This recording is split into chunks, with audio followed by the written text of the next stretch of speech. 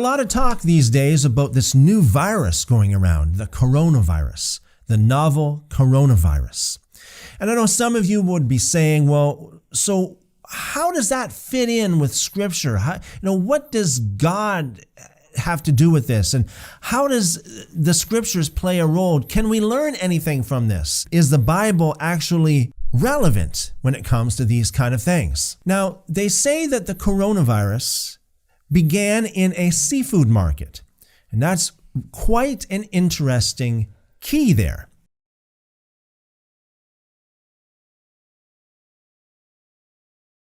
Now, when it comes to Scripture, God gave us dietary regulations, dietary laws. Why would He do so? Did He just want to just give us laws for just the sake of giving us laws? Or is there an actual purpose? Perhaps, being the Creator, He knows what's good for us and what's not good for us. And in those laws, a lot of different food is forbidden. Let's put that aside just for a second. Let's think about the other viruses that have been going around in recent decades. We have the H1N1 virus. They called it the swine flu, and that obviously came from pigs.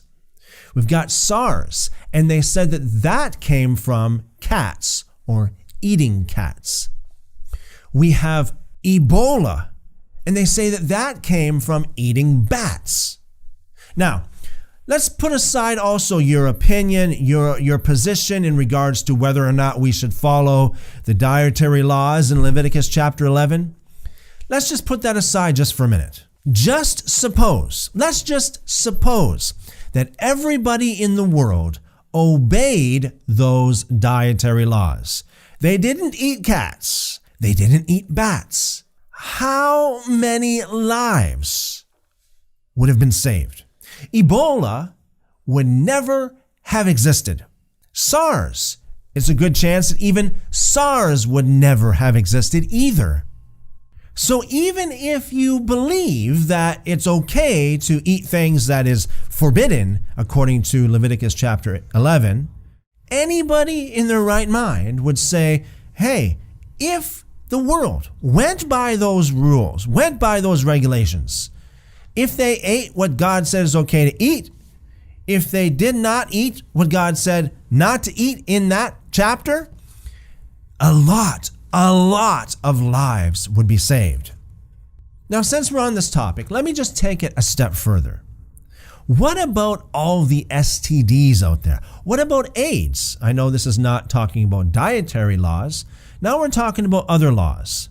Let's just suppose in the past century that everybody in the world obeyed the laws of God in regards to sexual conduct and also in regards to not doing drugs.